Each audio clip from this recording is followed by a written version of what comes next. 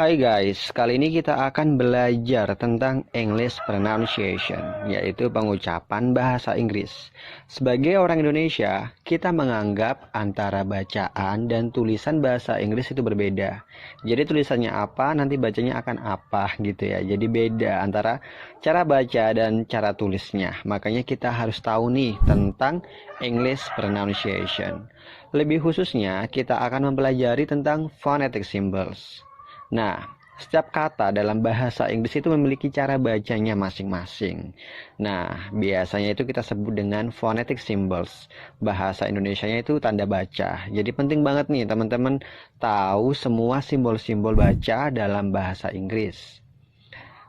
Kita mengenal bahasa Inggris dengan standar United Kingdom atau Inggris, British, dan standar United States atau Amerika.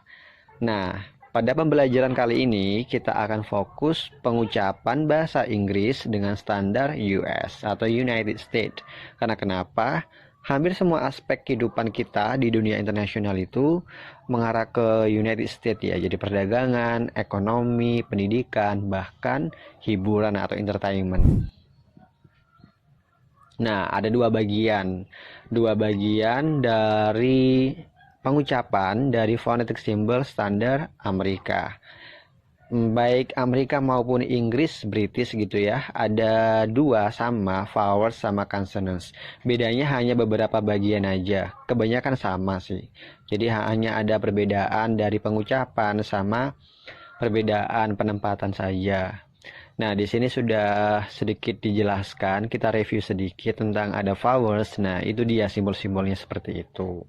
Dan di consonant juga seperti itu ya. Jadi, ya hampir kayak alfabet bahasa Indonesia ya. Ada beberapa yang berbeda dan kayaknya itu asing bagi kita. Nah, gimana nih cara pengucapannya? Kita akan breakdown satu persatunya.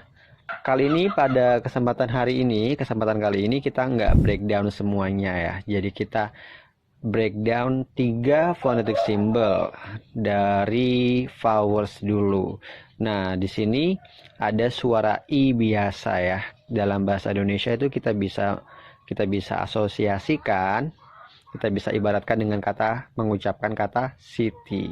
Jadi ini i-nya dibaca i biasa. Oh ya, phonetic symbol dalam kamus akan diapit oleh 2 garis miring. Jadi wajib bagi teman-teman nantinya kalau mau menulis phonetic symbol nanti diawali garis miring dan diakhiri garis miring. Di kamus itu seperti itu. Nah, bacanya itu i, nyengir gitu ya, jadi agak panjang. Suaranya adalah i, kayak gitu ya. I. Selanjutnya kita akan mempelajari suara yang kedua. Nah, ini kayak huruf I besar ya dalam bahasa Indonesia. Tapi bacanya bukan I, tapi bacanya E. Kayak kita mengucapkan kata lele. Jadi kita cukup ambil suara E-nya saja, suara vokal E-nya. Jadi dibaca E. Tadi kan dibaca I, nyengir gitu ya, biasa. I biasa. Nah, ini dibaca E lele ya. E. Ingat aja kata lele. Jadi dibacanya E. Tadi yang pertama I city dan yang kedua ini adalah I yang lele, E. Nah, simbol yang ketiga ini seperti huruf E yang kebalik ya, tapi emang seperti itu simbolnya dan itu ada. Nah, ini kayak kata pecel. Jadi kita mengucapkan kata pecel, kita cukup ambil vokal E-nya saja, dibaca E. Jadi simbolnya dibaca E. Oke, kayak kata pecel, simbol ini dibaca E. Kita review lagi. Yang pertama tadi dibaca I, yang kedua E, dan yang ketiga E. Sekarang kita akan latihan bagaimana mengucapkan 3 phonetic symbol tadi dalam beberapa kosakata yang sudah ada di sini.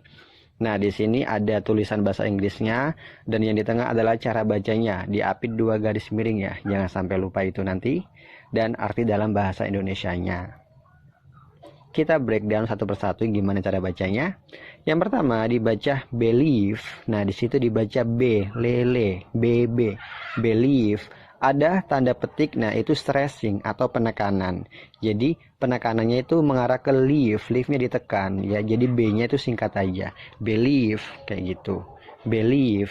Selanjutnya ada believe, sama ya. Bedanya cuma suara terakhirnya yaitu F sama V. Kita awali lagi, believe, singkat ya, dan suaranya ringan, F-nya ringan, believe.